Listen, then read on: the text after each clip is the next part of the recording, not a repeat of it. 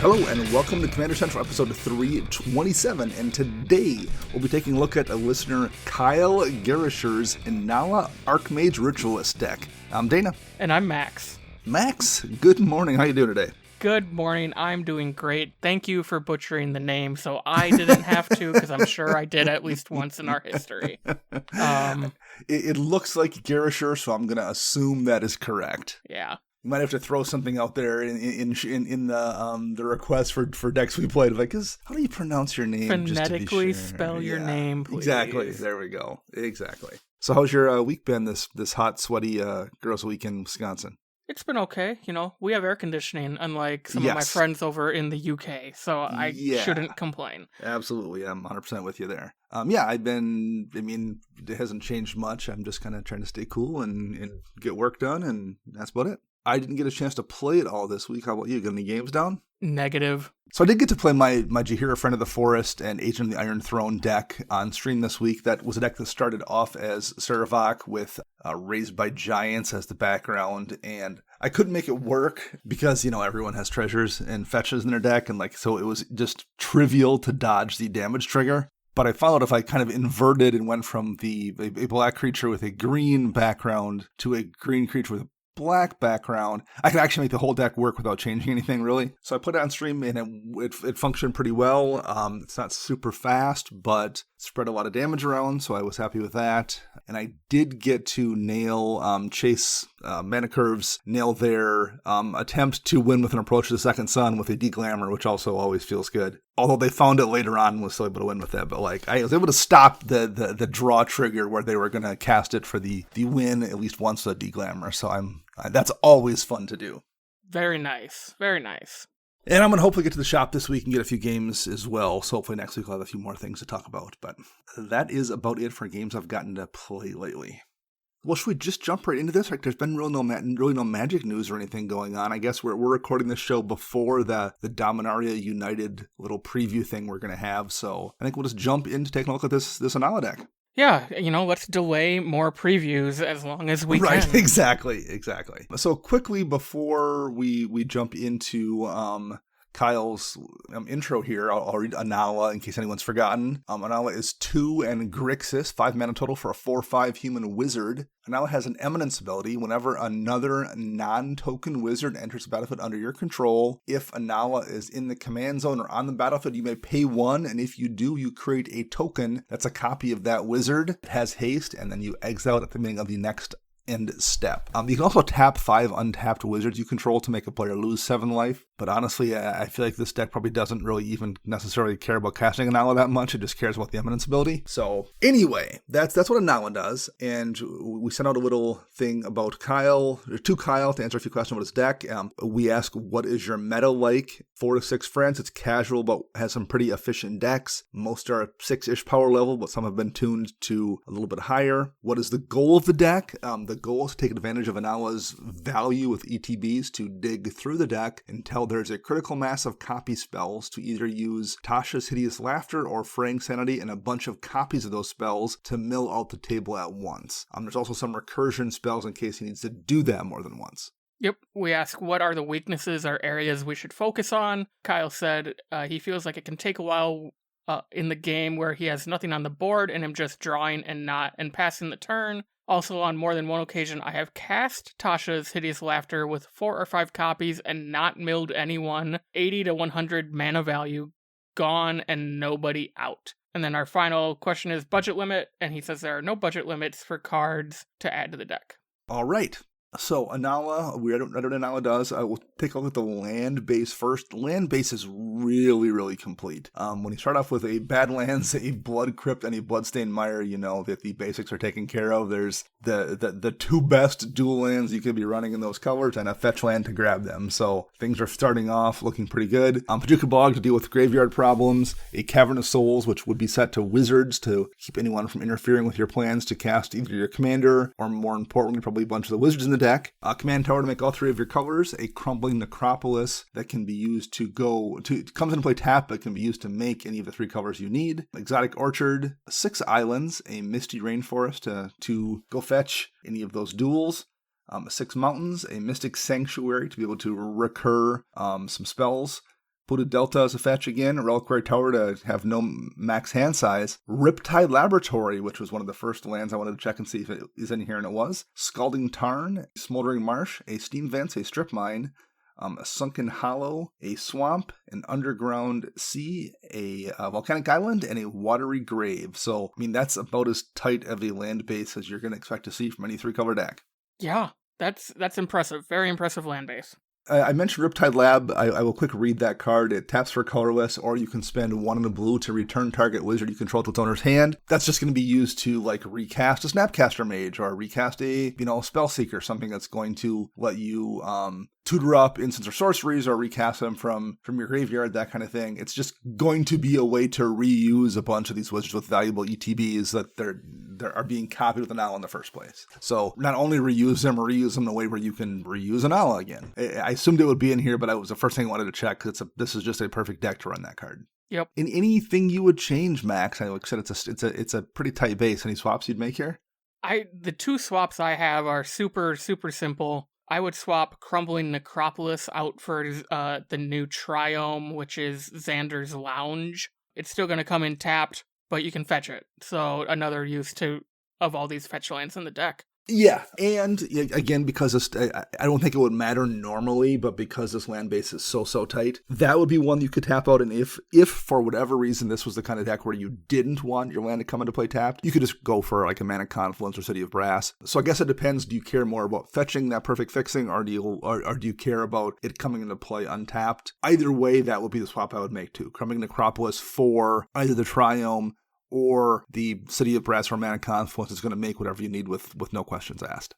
Yep. And then, like the other deck tech we did a few weeks ago, a Path of Ancestry in this deck could probably do some work, but it's not required. Yeah, agreed. There's also the Sunken Hollow that's a perfectly fine land because it's fetchable. But again, I feel like there's enough fetch lands in here, and there's, with the ABUR duels, it's just so easy to have really good fixing that I don't know if it's necessary to have a 2-color land come into play tapped. Again, I would probably, if you swapped out the Necropolis for a Triumph, I would probably swap that for a Mana Confluence or City of Brass or something, just, again, to keep things as tight as possible. But, I mean, this mana base is already just really, really solid. And I'm guessing the same could be applied to the Smoldering Marsh. Exactly. As well. Yep. Same thing. And I think that's all we really have to say about the land base, because it's about as great as you're going to be able to put together in a deck. Artifacts, what do we have for those, Max? There are 13 artifacts: Arcane Signet, Cloudstone Curio, Dimir Signet, Felwar Stone, Izzet Signet, Mana Crypt, Panharmonicon, Primal Amulet. This is the one from Ixalan where it's a 4-mana artifact. It makes your instants and sorceries cost 1 less. And then whenever you cast an instant or sorcery, put a charge counter on it. Then if there are 4 or more charge counters on it, you can transform it. It becomes Primal Wellspring, and you can add 1 mana of any color to your mana pool by tapping it. And then when that mana is spent on an instant or sorcery spell, copy it and choose new targets. You may choose new targets for the copy.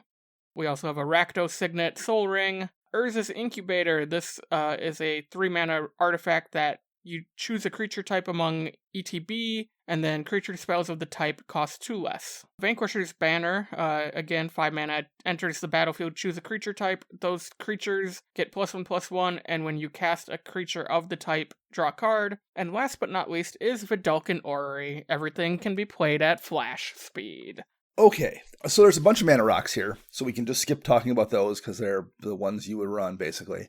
So let's look at the non-Mana Rocks. Cloudstone Curio is pretty obvious. You're going to play a wizard and then bounce a wizard, so you can replay that wizard and bounce a wizard. It just lets you recur your ETB abilities, so that completely makes sense. Panharmonicon, copying those ETB wizard abilities, again, makes sense. Primal Amulet, talked about copying the mill spells. I mean, I get it. Vidalcan Orrery lets you do things on other players' turns. So, I mean, there's just no situation where that's bad. Does this deck need it necessarily? I don't know, but it's never a bad card. You're never wrong playing it, so I get why that one's there. The 2 I kind of question. First would be Urza's Incubator. Urza's Incubator, 3 mana to cast. ETBs, you choose a creature type. Creature spells of the chosen type cost 2 less to cast. That's a really good card, but I will point out It only works with 21 spells in this deck, including the commander, because a couple of them aren't actually wizards. And of those 21 spells, only 15 get the full 2 mana cost reduction because, Harmonic Prodigy only has a single colorless mana in the mana cost. Same with Dualcaster, same with, Snapcaster. There's a handful of these where you don't get the full reduction either. And that's not to mention the fact that there's probably plenty of turns where you don't cast a wizard, so it doesn't do you any good because it doesn't work if you're casting a Frantic Search or if you're casting a, Felwar Stone or something along those lines. So I'm not saying running a Mana Rock in that slot is necessarily better, because there are probably also times where you cast 3 wizards in a single turn, and because of the cost reduction, you can just, spend 1 single red for that Harmonic Prodigy, and then 1 single blue for that Cloudkin Seer, and 1 single blue for a Spellseeker, and you save yourself 6 mana and it looks fantastic. But there's probably going to be plenty of turns where you don't use it at all. It doesn't do you any good at all. So what I would suggest to do is next time you play Urza's Incubator, and maybe do this a few times, keep kind of mental track or even bust out a notebook or something, and keep track of how much mana Urza's Incubator saves you, and then compare that to what you could have done had it been a Mana Rock. So ask yourself that question. I'm playing Urza's Incubator this turn, and then I'm going to play this card that's going to save me 2 mana. If I would have played a Chromatic Lantern for 3 mana in that slot, and I would have tapped it, what would that have done? And then just mentally log that. I don't necessarily know if a Mana Rock is going to be better than Urza's Incubator, but I'm not 100% convinced it wouldn't be. I think there's decks where Incubator is fantastic. I don't know if this is one of them, but it might be too, depending on how often you're bouncing stuff with Curio, if you're bouncing it with Riptide Laboratory and recasting it. I absolutely can see there's situations where it's great. I just don't know if the times when it doesn't do anything offset that. Does that make sense? Makes sense to me. The other one is Vanquishers Banner. Vanquishers Banner, 5 mana to cast. Yes, it buffs your creatures. Yes, when you cast a creature spell of the chosen type, you draw a card. In fact, this deck, number 1, doesn't entirely care about the +1/+1. I don't know how often it attacks, so I think that's a little bit wasted here. And again, there's going to be situations where you've got Cloudstone Curio out, and you're going to cast wizards and draw 4 cards off it in a single turn because you're bouncing stuff. And there's going to be times when it doesn't do you any good at all, because you cast it on turn 5 after you draw it, and you've already played 3 wizards, and you have, none in your hand or something, because there's only, like I said, 21 of them in this deck, including the commander, and it's going to do nothing for 4 turns. So I would kind of look at that too and just ask yourself the question, is Vanquisher's Banner better than just running something that draws me a bunch of cards for 5 mana every single time? I don't know that it isn't, but I don't know that it is either. It's a good card, but I'm not sure it's that amazing in this deck necessarily. Although there's definitely those turns where you're going to draw a bunch of cards. So it's tough to pin down, but those are the 2 I would look at it the same way. I think they both have turns where they're amazing, Incubator and Vanquisher's Banner, and I think they both have plenty of turns where they do you absolutely no good at all. So those are the 2 that jumped out at me as being cards I would look at. Is there anything for you, Max? No, I thought this was a great artifact package, mainly all rocks. Yeah. So I'm glad you had something to say about those 2 cards. Okay.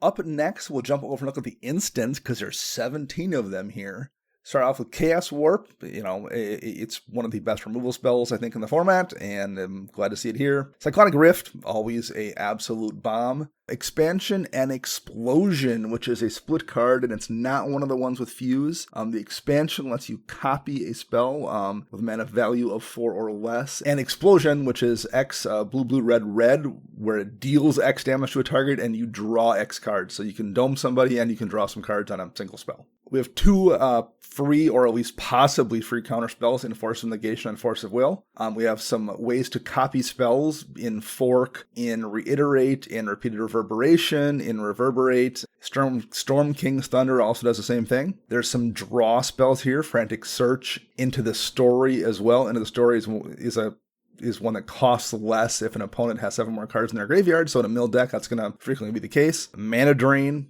a counterspell that also ramps you. Mystical Tutor and Vampiric Tutor, ways to put things in the top that you would find useful. Terminate as a removal spell. And Visions of Beyond as a draw spell. Draws you a single card for a single blue mana, and if a graveyard has 20 or more cards in it, draw 3 cards instead. So, Max, what do you think of that instant suite there? I like it. I think there's probably enough counter spells in here. 1, 2, 3 of them. That seems pretty good. Sure. One card that I was kind of surprised not to see in here is Narset's Reversal, especially when you want to try to copy your own spells. Yes. You could cast Tasha's Hideous Laughter, reverse it back to your hand, and still get that copy to go on the stack. Yeah, it's a good counterspell. It kind of has dual utility. It's maybe not a perfect counterspell, but it also has the ability to be used on yourself proactively sometimes. This feels like a good deck for it, for sure. Yeah. What about you, Dana? The one that jumped out at me, and this is, I guess, a weird reason not to run it, is Fork. Fork's a perfectly good copy spell, but there are things that do exactly what Fork does. Twin Cast does, 95% of what Fork does for $3 versus the, I think Fork is in the couple $100 range now, because it's on the reserve list. And also, most of your copy spells are also in red. Reiterate, Repeated Reverberation, Reverberate, that kind of thing, which will make it a little bit trickier to cast multiple ones per turn. If you have 2 of these in hand, I need to spend 2 mana on Fork and 2 mana on Reiterate, 2 red mana, that can get kind of tough, particularly in a 3-color deck, to have that much free red mana. So not only would I probably not run Fork just because I would turn it into more useful cards, Fork isn't like one of those cards that is that nothing else does what it does. A bunch of spells do what it do. I would just turn it into maybe a Twin Cast or something, save myself a ton of money by getting rid of a Fork, and I honestly think there's strategic reasons for it too. I think it's going to be easier to stack a Twin Cast alongside a Reverberate or a Reiterate than it is to try to do all of them together. That makes sense to me. Don't necessarily have anything against Terminate. I think Terminate's a perfectly fine card as well, but Reality Shift for the same mana value also exiles a thing. And yes, they get to manifest the top card of their library, but the amount of times that's been a problem is just not almost worth talking about. I've just never had it be an issue for me. And you have the added utility of somebody else does a Vamp Tutor or something and puts a card on top of their library. The odds of it being a creature are really low anyway. And it lets you then interfere with that by they do their Vamp Tutor and you can just blast one of their things to force them to manifest that approach the second sun they just put on top or something. So I like Reality Shift. I think it's a better card in general. It's easier to cast and it has more utility. So that's, again, super minor change, but that's probably one I would do as well. Sounds good. That's really it here. There's a few little things like Into the Story for those who don't recall. And it goes back in Eldraine, 5 blue, and the spell cost 3 less to cast, and an opponent has 7 more cards in their graveyard. So it's still going to be 4. It's a 4 mana draw 4. That's a pretty decent rate as an instant speed spell if all your conditions are met. That's not a card you want though in the first 5 or 6 turns when it's not going to be able to, you're not going to want to spend 7 mana on to draw. I feel like I would probably just run something that's going to consistently draw you 2 or 3 cards for a less amount of mana. I don't know if it's like Secret of the Golden City is a sorcery, granted, but it's going to draw you 3 cards really, really consistently, and it's going to at least draw you 2 early on if you don't have the City's Blessing, but that doesn't take very much to get. I just feel like Into the Story is the mana savings you have for the hoops you have to jump through still don't make it that attractive. Right. Visions of Beyond at least has the advantage of being a single blue. So if you aren't at the point in the game where someone has 20 into their graveyard, well, you're not out that much. It's still castable to in desperation draw a single card. But I do think that Into the Story is much more difficult to make into a good card. So if you got nothing else, Max, we can look at the sorceries here. Yeah, there are 8 sorceries. We have a Decree of Pain, so this is the board wipe for 8. But you draw a card for every creature destroyed this way, otherwise you can cycle it for 5. And when you cycle it, all creatures get -2/-2 until end of turn. We have a Demonic Tutor. We have some cards that cause people to mill their library, such as Fractured Sanity. This was the one from Modern Horizons 1, maybe? Yeah, that sounds right. I think so, yeah. Oh, 2. Sorry, Modern Horizons 2. Triple blue, each opponent mills 14 cards. You can cycle it for 1 in a blue. And when you cycle, each opponent mills 4. We have Mnemonic Deluge. This is a sorcery from Commander Legends. It's 6 in triple blue. You exile target instant or sorcery card from a graveyard. Copy that card 3 times. You may cast the copies without paying their mana costs, and then you exile Mnemonic Deluge. So it's really cool that you're casting these. That'll play into other things going on in the deck, like all the copy spells. We have Surge to Victory, another card we talked about last week on a deck tech, and I actually like it in this one because it has to deal with instants and sorceries, and there's way more of them in this deck.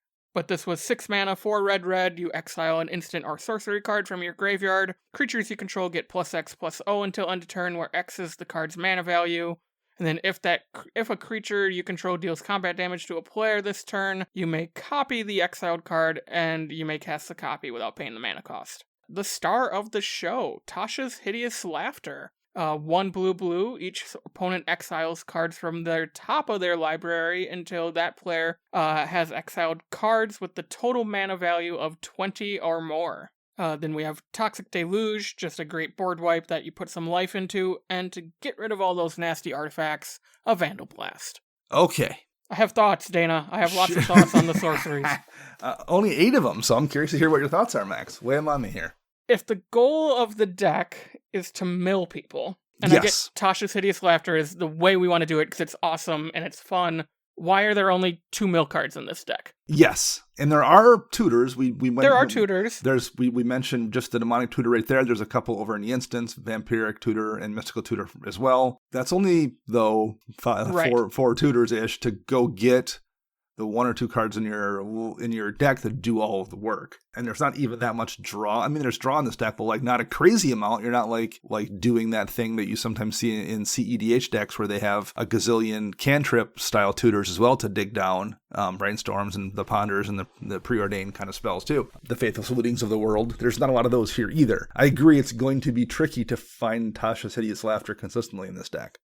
So we'll talk about this a little more in the enchantments, but I think, and the creatures, I think the way this deck needs to go is I like the wizards, but we need to find the wizards that either find us the spells, copy spells, or do something unique that'll keep us in the game until we find these spells. So for like sorceries, like Maddening Cacophony, that's 1 in a blue.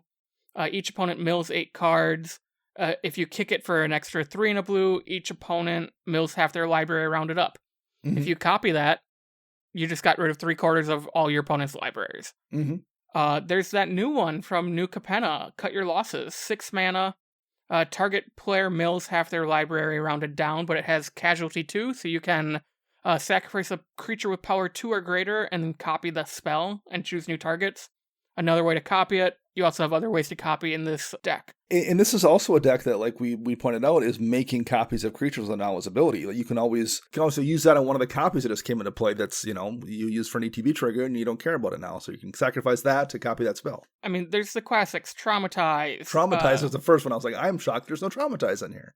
Psychic Corrosion, with how much draw are baked on to these wizards that are currently in this deck that have like ETB draw card. Psychic Corrosion, whenever you draw a card, each opponent mills the top 2 cards of their library. You could do the reverse, like Memory Erosion. Whenever an opponent casts a spell, that player mills 2 cards. So there are tons of awesome mill cards that could go in this deck that I think would just help the experience overall. I agree. That's you named every one that I was thinking of. I 100% agree this deck needs a few more of those kind of things in it. For Kyle, I literally, because this is about mill, I went to Bruvac's page on EDH Rec, and I just looked at like the top 10 cards. Yep. Yeah, I think that would make life a ton easier for you, for sure. Absolutely. And then you can also start pointing to the fact that there are cards that care about when stuff get milled, like the new horror, like Zelix, Sanity Flare. Mm-hmm. Whenever a player mills 1 or more cards, make a token. So there's cool things you could do that will help support your board that might not be wizard-centric. Absolutely.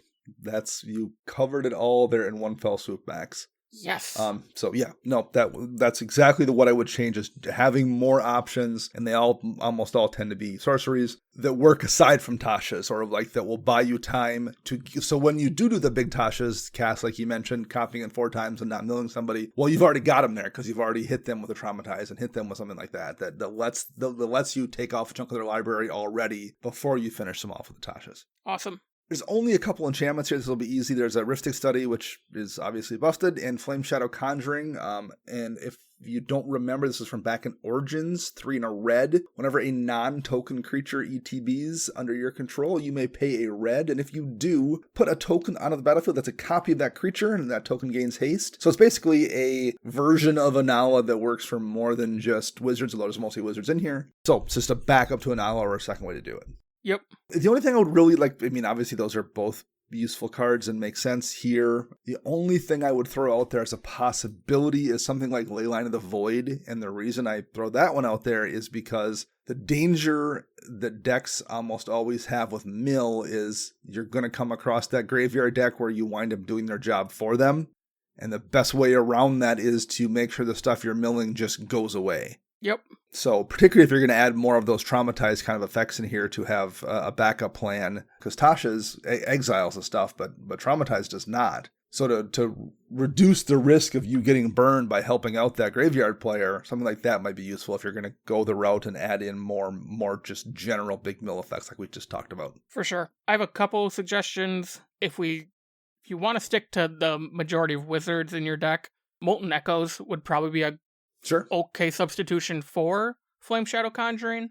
Casting it involves 2 red versus 1, but you don't have to pay that 1 red to make the token, especially because you're already paying 1 with Inalla. If you really want that token, you have to pay 1 for Inalla, and if you want a second one, you're paying 1 for Flame Shadow Conjuring. At least Molten Echoes, if you're sticking with the wizard, all your majority of your creatures being wizards, you're saving out on at least 1 mana, if not 2, in case you don't have enough to pay off of Inalla's ability. That is a good call. I like that one. That makes sense. My second one and last one is Swarm Intelligence. It's a 7 mana enchantment in blue, but it's just another spell copier. Yeah, I can see that as well. That's a good pick here. I remember you used to run it in Talrand, Dana. Yes. So yeah, it's 6 and a blue. Whenever you cast an instant or sorcery spell, copy it and choose new targets if you want. But those would be my 2 suggestions. Okay. Yeah, I actually like the Molten Echoes one here. That one makes a lot. I don't know if I would run if I had to choose. Run both. Yeah, I don't think I'd run both either. But that's a good pick for sure. I think it comes down to how many wizards end up in the deck after everything is said and done. Yes. All right, Max. How about the creatures here? So let's talk about those last but not least. Yeah, there are 23 creatures. So we have an Arcanacy Omnipotent, 6 mana wizard that can tap to draw 3 cards, and you can pay 4 mana to bounce it to your hand. We have an Archaeomancer. It returns instants and sorceries from your graveyard to your hand. Azami, Lady of the Scrolls, 5 mana. Tap an untapped wizard you control, draw a card. Bruvak, the Grandiloquent. As I talked about earlier, if an opponent would mill 1 or more, they mill twice that many instead. Clever Impersonator, copy anything on the battlefield that isn't a land. Cloudkin Seer, 3 mana flying wizard that enters the battlefield and you draw a card. Disciple of Bolas, 4 mana. When it enters the battlefield, sacrifice another creature. You gain X life, draw X cards, where X was the sacrifice creature's power. Dualcaster Mage, 3 mana flash. When it enters the battlefield, copy target instant or sorcery spell and choose new targets for the copy. Harmonic Prodigy. It's a 1 in a red for another human wizard. It has prowess. If an ability of a shaman or another wizard you would control triggers, that ability triggers an additional time. Is it Chronarch? It's a 5 mana wizard. When it enters the battlefield, return target instant or sorcery from your graveyard to your hand. Merchant of Secrets. When it enters the battlefield, draw a card. Naru Mahea, Master Wizard, is a 4 mana wizard. It has flash, and when it enters the battlefield, copy target instant or sorcery spell you control and choose new copies, and then other wizards get +1/+1. Ubeka, Brute Chronologist, 4 mana Grixis wizard that can tap to end the turn. Phyrexian Metamorph, just another clone for creatures or artifacts. Portal Mage is 2 and a blue. When it has flash, and if it entered the battlefield during the declare attacker step, you may reselect which player or planeswalker target attacking creatures are attacking. Shadow Mage Infiltrator, 3 mana. It has fear, and when it hits a player, draw a card. Good old Snapcaster Mage has flash. ETBs, target instant or sorcery in your graveyard has flashback, and the flashback cost is equal to its mana value. We also have a Spark Double, another clone that will copy legendaries. Spellseeker is essentially a tutor on a stick. ETB, search your library for an instant or sorcery card with mana value 2 or less, and put it into your hand. Stony Brook Banneret, 1 in a blue. Island Walk, Merfolk, and Wizard spells cost 1 less. Teferi, Mage of Zephyr, 5 mana, flash. All your stuff has flash. Opponents can only do stuff at sorcery speed. Tribute Mage, ETB, go get a artifact with mana value 2, put it in your hand and shuffle. And then Trophy Mage, go get an artifact with mana value 3 and shuffle. That's all of them, Dana. Okay. I think that's all 23. I believe so. Yes, we hit all of them.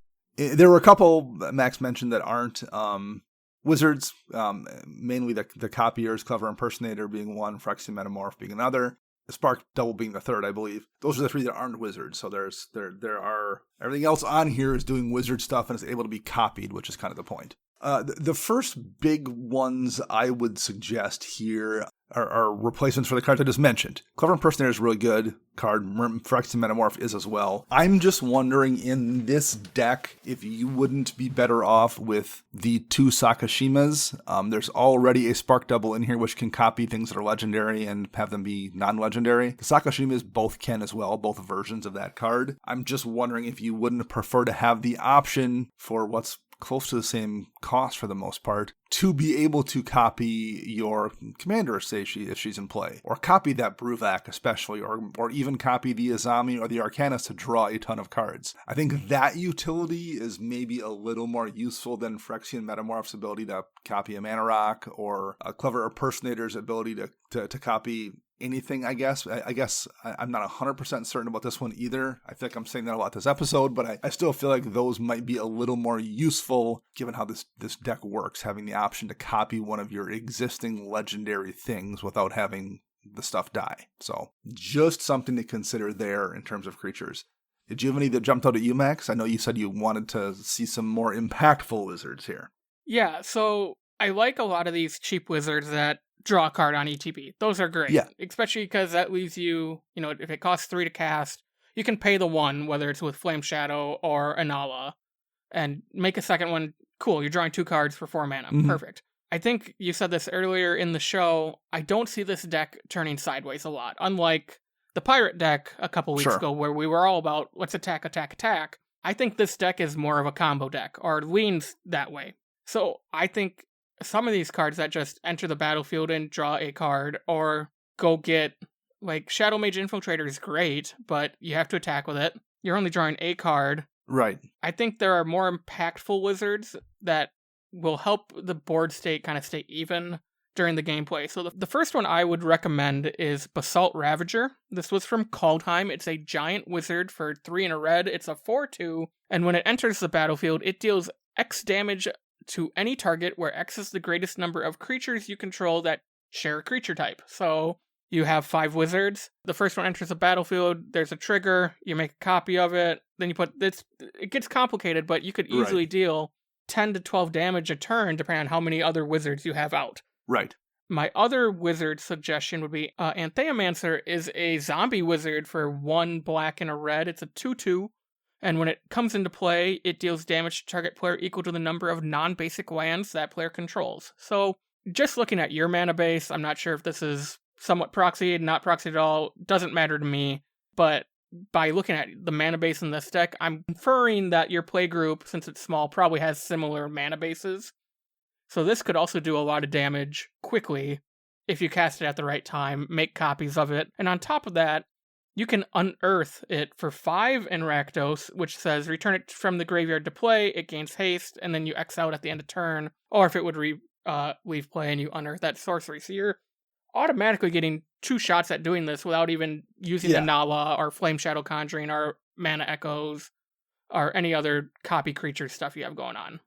No, yeah, I like that. The one thing I would throw out there too, talking about better wizards, all 3 of the Izzet Niv-Mizzets are wizards. They don't necessarily do that much, like in terms of what this deck does, or have ETBs maybe that are super worth copying. But neither does Arcanist necessarily either, right?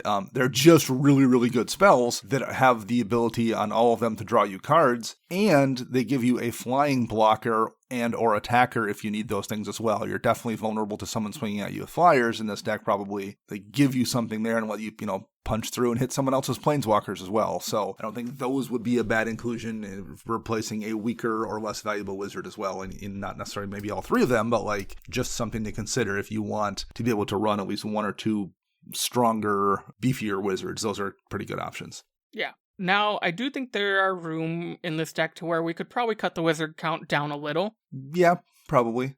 Especially because this does seem a little more combo-y than combat-based. So you could add, since there are a good chunk of instants and sorceries, there's 25 total at this moment. You could add stuff like your Gutter Snipes, your Young Pyromancers, your Docent of Perfections, that all value off of you casting instants and sorceries. Shark, Tornado, Typhoon is another one, I think. Those could all get added. But one that I think is probably super important for this deck is God Eternal Kefnet. Oh, yeah, yeah. So this is 2 and 2 blue for a flying 4/5 legendary zombie god. And it reads, you may reveal the first card you draw each turn as you draw it. Whenever you reveal an instant or sorcery card this way, copy that card and you may cast the copy. That copy costs 2 less to cast. So you get the card in your hand, you're casting a fake version of it. Right. And then when Kefnet dies or is put into the exile from battlefield, you may put it into its owner's library, third from the top. So it's really hard to get rid of these cards, to be honest. It's a little bit of card selection and another way to double up on your spell copying abilities. Good call. My one caveat is it is kind of like Terminus, so if you draw that Tasha's Hideous Laughter and you don't have another doubler outside of Kefnet, you're kind of losing the chance, but you could cast the copy and still keep the original in your hand for a while. Yes. All right. That's really what I specifically had, Max. You covered a couple creatures I had, and I wanted to mention the Niv Mizzets as well. But is there any other kind of high-level stuff you want to mention here? If you wanted to include a Planeswalker, I would recommend like Ral Storm Conduit as one. That's 2 red and a blue for a 4 loyalty Planeswalker, and his static is whenever you cast or copy an instant or sorcery spell, he deals 1 damage to any target opponent or Planeswalker. He has a +2 ability that lets you scry 1. And then the -2 ability is when you cast your next instant or sorcery spell, copy that spell, you may choose new targets for the copy. So worst case, you're getting 2 copies off of this. You're getting 1 for sure. If it lasts another turn around the table, you're getting a 2nd copy right off the bat. Yeah, it's perfectly on theme. Ral's, a wizard as well. It's copying spells. If you want one more way to do that, that would be a way to do it for sure. Yeah, that Ral would be a good include here. I like that card. Yeah, I don't really have much more. Like you said, this deck was tricky. It seems like it's pretty tuned, with the one exception I think we both really agreed is I just think the deck wants more mill effects. Yep. All right, Kyle, thanks very much for sharing this deck with us, and thanks to all our Patreon supporters and to all our listeners. We appreciate it. You guys are the reason we are able to continue to do this show week in and week out. So thank you all very much, and especially this week, thanks a lot to Kyle for sharing this deck with us. We'll be back next week with a new show. I am Dana. You can find me on the Twitter birds at Dana Roach. You can find Max at CMDRCentral_Max. And you can find Chris at WiseSwishy1. Our show is edited by Rafael Garcia. You can find them on the Twitter birds at Ursa Bearwalker. And our podcast theme is Retro Future Dirty by Kevin MacLeod, licensed via Creative Commons. We'll be back next week. Until then, I'm Dana. And I'm Max.